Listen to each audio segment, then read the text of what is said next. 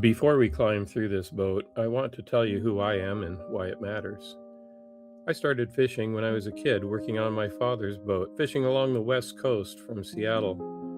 When that boat sank, I went north to the Bering Sea. I got my first crab fishing job in 1971. I was 17 years old. By 18, I was engineer on a combination crab boat and trawler. In my 20s, I became a licensed captain.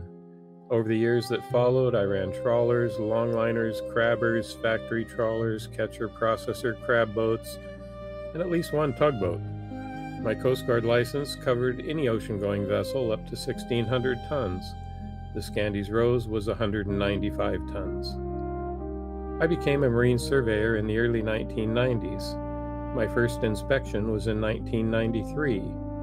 In the years since, I have climbed around more vessels than I can count. Commercial fishing boats, cargo ships, workboats of every description, from small police patrol boats to luxury cruise ships. Fishing boats, from skiffs to the largest fish processor in the United States. I know what a well-kept boat looks like. I know what a neglected one looks like. The difference is not always obvious from the dock.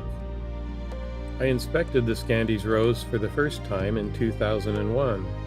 Over the next 18 years, I returned 14 more times. My last inspection was June 6, 2019, 6 months before she went down. Despite recurring engine problems, the Scandies Rose was kept in better than average condition. That is not a polite thing to say, it's accurate. The owners cared about the boat. More importantly, they cared about the crew. You can see it in the maintenance records. You can see it in the equipment. I have been on boats where the owners cared about neither, and you can see that too. If you have watched other videos about the Scandies Rose, you've likely seen photographs I took on those inspections. You may have heard references to my survey reports. I testified in the Coast Guard hearings. I've known every owner of that vessel. I'm not here as an outside researcher who pieced this story together from documents and news clips. I am here because I was there. Now let me show you the boat.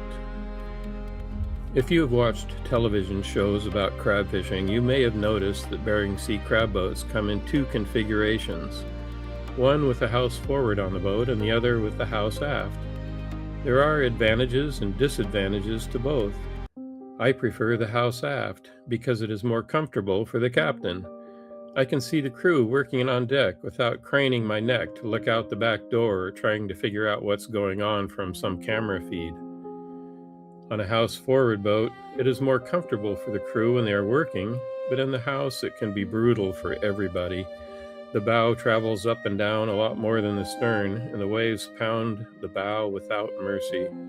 On a house aft boat, the captain and the crew are insulated from much of that, but it is still plenty rough.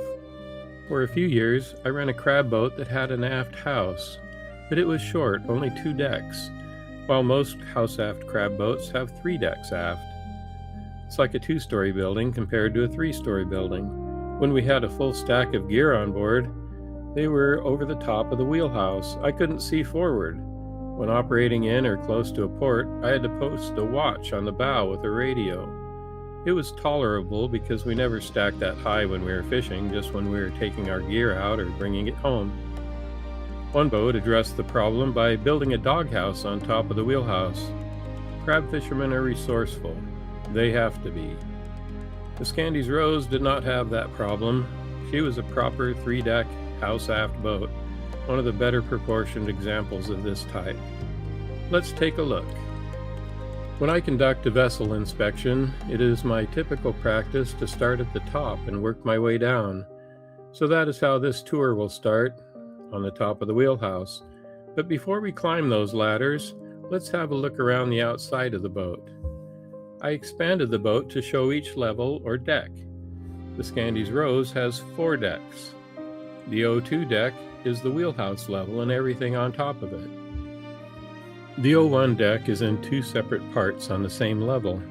The stuff on the bow, including the main mast, the anchor gear and moorage fixtures, And then the second part, which is the middle of the aft house, the area between the wheelhouse and the main deck, which is a master's stateroom, a crew stateroom, some utility rooms, and weather decks, port, starboard, and aft.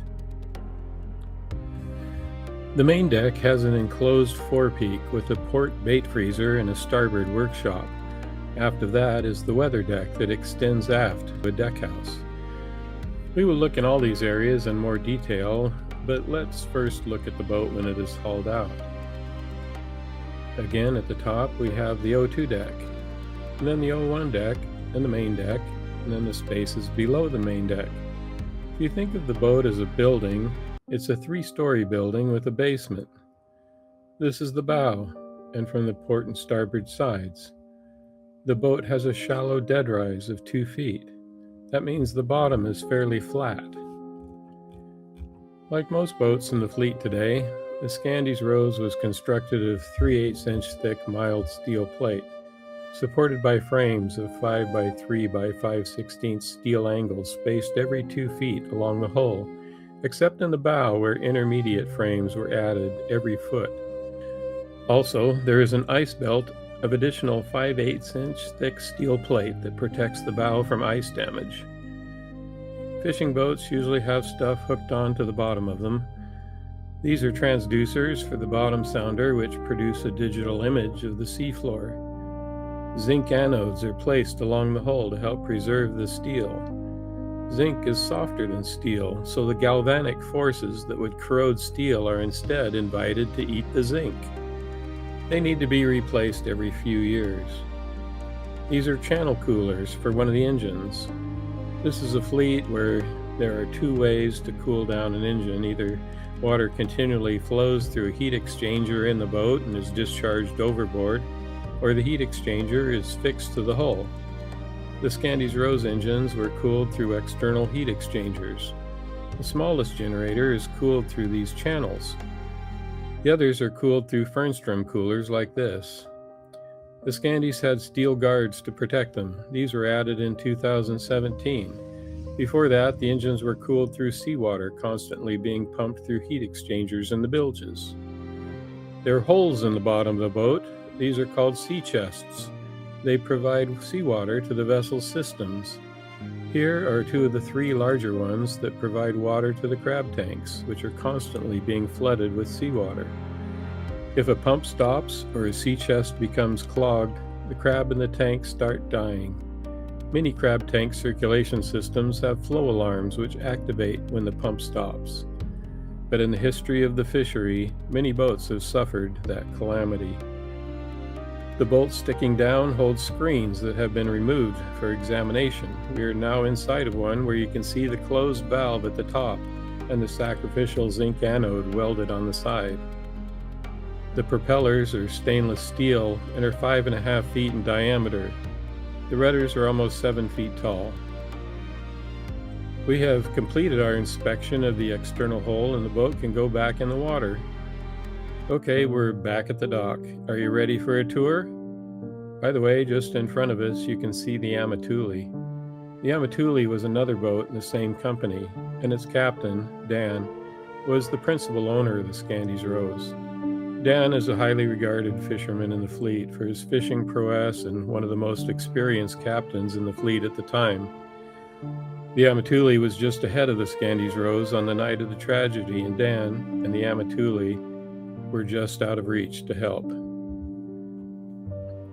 If you have any questions about what we've seen so far, drop them in the comments. As she passes ahead of us, take note of the mast tops. Those are fishing lights, sodium and LED. In the Bering Sea in December, daylight lasts about 5 hours. The lights make it possible to work the other 19. 2 life rafts sit on top of the wheelhouse. On the deck aft the wheelhouse is the EPIRB, Emergency Position Indicating Radio Beacon. The EPIRB on the Scandies Rose did not transmit when she went down. We will come back to that later. The orange ring is a man overboard ring buoy. The antennas and the 2 deck cranes complete the picture from here. At the bow, the anchor chain and its windlass. We will get a closer look shortly. We'll start at the top of the wheelhouse and work our way down. The O2 deck is the wheelhouse and the weather deck behind it. From the port side, we see the starboard life raft, satellite antennas, and the day shape, the signal displayed while fishing. Deployed, it looks like this. Most boats leave it up permanently or don't bother with it at all. Nobody cares much either way. If you're close enough to read my day shape, you're too close. Navigation lights do what day shapes do at night. Side lights tell the other vessels which side they're looking at. Red is port, green is starboard. If you see both colors at once, the boat is headed straight for you. A red masthead light tells other vessels you are fishing, but not trawling. Trawlers sport a green light on top. These are duplex fixtures. If one lamp fails, a backup is already in place. That redundancy is not standard on most crab boats. From the starboard side, the port life raft and that orange light is seen. The orange light is a high bilge alarm indicator, running on its own battery-operated power supply, independent of the ship's power. If the vessel is sitting at the dock with her engines shut down and water is rising in the bilges, that strobe will flash. It does not need the boat to be running to do its job. Going down the ladder now, standing aft of the wheelhouse on the port side, the EPIRB is mounted here. We will come back to it. The dark oval opening is a hatch to the exhaust combing. With the hatch removed, you can feel the warmth rising from the engine room. From aft the house on the starboard side, the bell, a holdover from an earlier era of navigation regulations, no longer operationally relevant, but still required. Looking down from the top of the wheelhouse, the port side, the starboard side, now inside. This is the primary control station, positioned at the far starboard side of the wheelhouse. On crab boats, pots are hauled from the starboard side. The captains need to see that work, so the controls go over here. Most crab boats have a secondary control station on the port side for docking, sparse on electronics. The Scandies Rose was no exception. Some boats have a center station as well, reserved for when the steering system fails and hand steering is all you have left. Short of that, the wheel in the center is decoration. Now we go down to the O1 deck. If you've never climbed a ship's ladder, face it on the way down. It's not a staircase. Standing at the base of the ladder, looking forward, the head, the bathroom, is on the right. Continue forward into the utility room. Looking starboard, we see the electrical equipment room, batteries and chargers for wheelhouse electronics, and a laundry. To port, chest freezers and upright freezers, supplies on shelves, and we go back out and aft. On the port side, a stateroom with a hatch is aft to the weather deck. The bunks are narrow by design. In a storm, narrow keeps you wedged in. Even so, there are times when the boat moves hard enough to throw you out. There are a few things that wake you up faster. This was Captain Gary's stateroom. The hatch aft leads to the weather deck. The other door is to the captain's head. And there, in the corner, a bathtub. I've inspected hundreds of vessels. I've seen a sauna once or twice, but a bathtub is pretty unique in this fleet. Outside to the weather deck. The doors behind us are cabins we just walked through. Passages on each side lead forward to the wheelhouse ladders. We're at the bow now, standing at the stem, looking aft. The anchor chain runs beneath us. That structure across the bow is the wave break. When heavy seas come over the bow, and in the Bering Sea they do that a lot, the wave break limits how much water reaches the work deck. This is a port side. This is the starboard side. Now the anchor windlass. Most crab boats run a drum-type winch on the bow using steel cable, typically 1 inch to 1.25 inches in diameter, with a short length of chain to the anchor. The Scandies Rose has a windlass instead. No cable, only chain, stored in the chain locker below. The forecastle head supports the mast through the king post, the main vertical member. It runs all the way down to the main deck. The king post is made of 8-inch diameter pipe supported by 5-inch pipe braces leading forward, tripod style. The mast carries 6 sodium fishing lamps and 6 LED fishing lamps, accessible from a guarded platform via a ladder up the aft side. 2 LED and 1 sodium lamp face aft to illuminate the fishing deck. That covers the O1 deck. We go below now to the main deck, from stem to stern. Those pipes in front of the house are pot guards. They prevent crab pots from swinging into the house when the crane is working. Crab fishermen are not typically certified crane operators. I ran a 20-ton crane on a moving deck when I was a teenager, in conditions that would challenge any operator. Stacking 800-pound crab pots in gale-force winds and rolling seas is not a controlled exercise. Pot guards are not optional. The main deck has an enclosed forepeak forward with a refrigerated bait locker to port and a work area to starboard. Moving aft, the fishing deck, machinery, equipment, port and starboard cranes. The deckhouse sits aft and has the galley, an electrical equipment space, and crew accommodations. In this photograph, the crew is loading pots. Look inside one and you will see 2 buoys, one red and one yellow, the diver and the trailer. When pots are in the water, you identify yours by that buoy configuration, the number, color, and arrangement. Every boat tries for a setup that is distinctive. Those orange panels are cod triggers, a one-way door. Cod can enter the pot, but they cannot find their way back out. Crab are different. They can come and go freely, and they do. But crab are drawn to pots. An unbaited pot will still catch crab. Not as many, but they will go in anyway because they like it there. Converting from crab to cod is straightforward. Add a panel of smaller mesh web and install the triggers. The same pot serves both fisheries. Through the hatch into the forepeak now. The bait freezer is to port, workshop to starboard. Before a trip, that freezer is packed with frozen herring, 40-pound blocks, solid as concrete. Looking aft, the workbench, welding gas cylinders, tools, clothes dryer, a toolbox. Lots of stuff in a small area. Against the bulkhead, the bait chopper, hydraulically driven, fitted with sharpened scoop blades. It will reduce a 40-pound block of frozen fish to mince in under a minute. The bait drops into that aluminum box where it is packed into perforated plastic jars. And behind the plastic tote, the barbecue. Here are the crane controls with the bait chopper and bait box just visible to the left. From this position, one man can operate the crane, monitor the deck, and reach the bait box for a handy frozen treat. Here the deck is configured for salmon tendering. The large cylindrical units with the heavy hoses are fish pumps. The equipment forward of them handles weighing and sorting. Scandies Rose was not exclusively a crab and cod fishing boat. She also worked as a fish tender, transporting fish caught by small salmon boats to onshore or floating facilities for processing. Most crab boats tender salmon during the summer. From the top of the wheelhouse, you can see the pot launcher. The name overstates what it does. The pot is loaded onto the launcher, baited, and the coils of line made ready. When everything is ready, the launcher tilts, and the pot slides off the rail into the water. It's not so dramatic.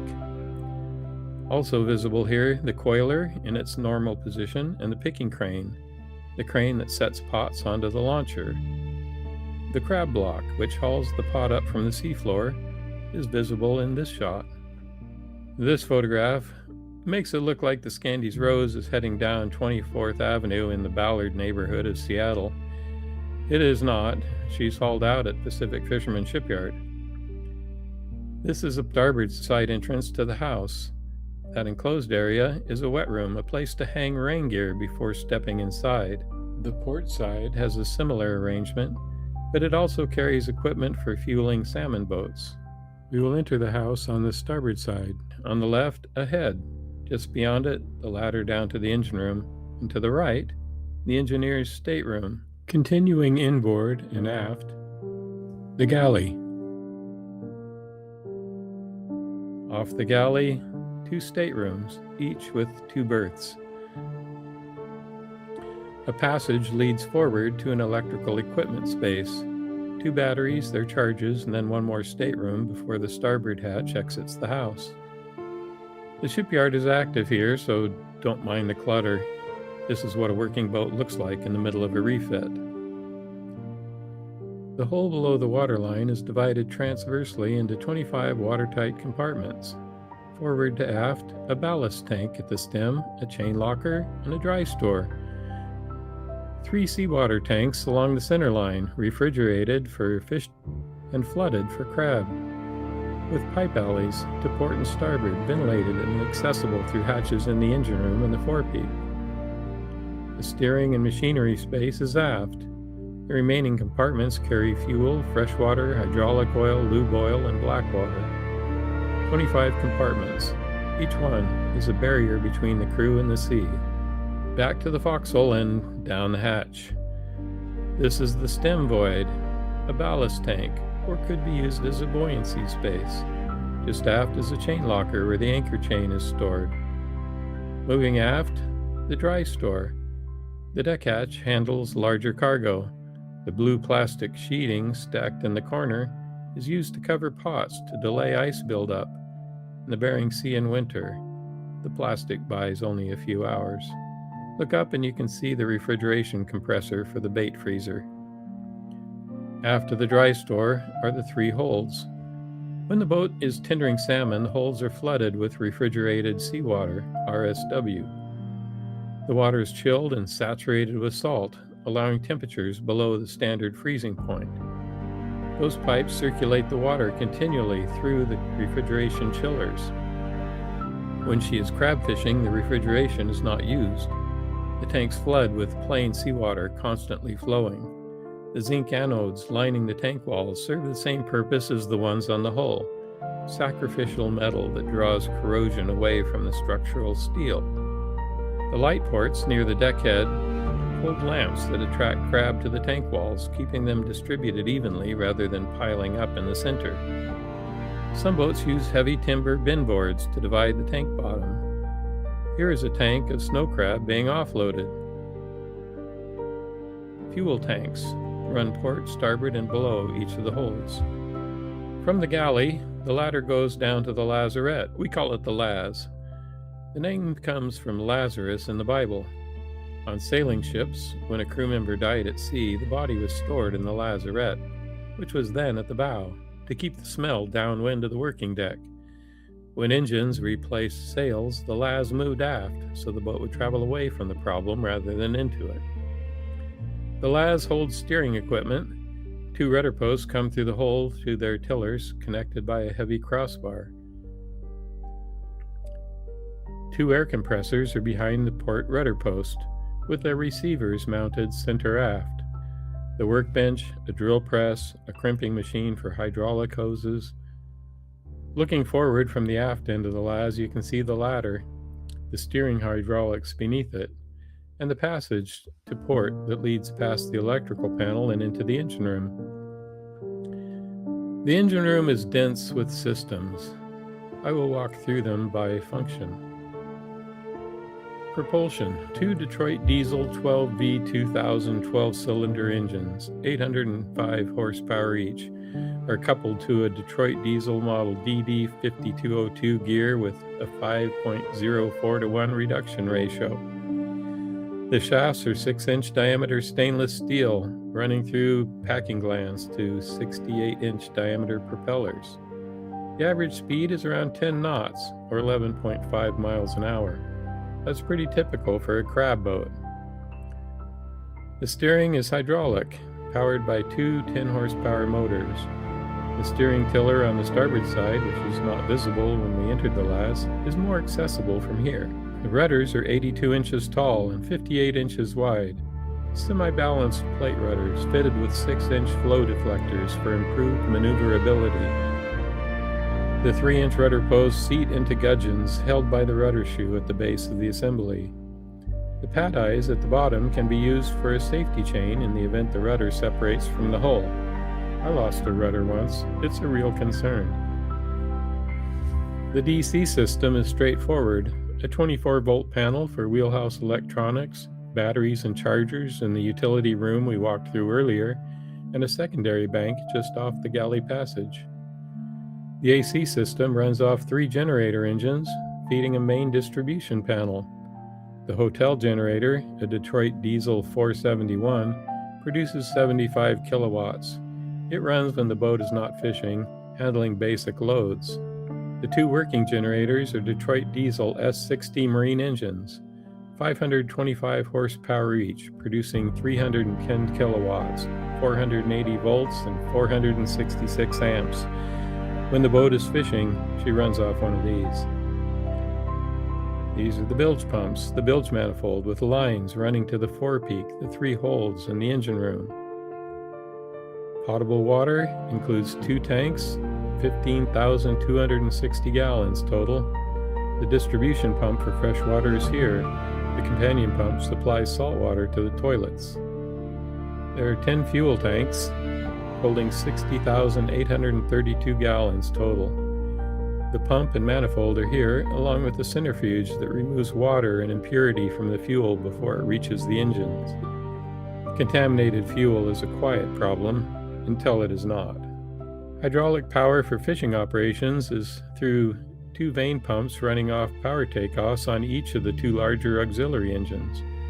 From there, a network of pumps, filters, valves, and controls delivers oil to every hydraulic function on the boat: cranes, pot launcher, coiler, the crab block, the anchor winch, and more. 4 25 horsepower circulation pumps supply a continuous flow of seawater to the holds, either as plain seawater for live crab or as recirculated refrigerated brine for fish. 3 refrigeration compressors, visible here, here, and here. The condenser pump is part of the same RSW loop. Other components of the RSW system can be seen in front of the house: receivers and accumulators. Well, that completes the tour. She was a well-equipped boat, well-maintained, inspected, and known. I hope this tour helped prepare you for the last video in this 3-part series. What happened that night the Scandies Rose went down, and why. Thanks for watching. And don't forget to subscribe and like and all those things.